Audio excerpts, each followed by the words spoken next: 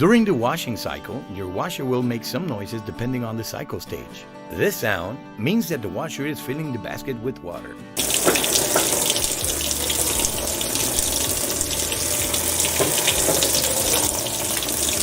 If you listen to this sound when the wash indicator is on,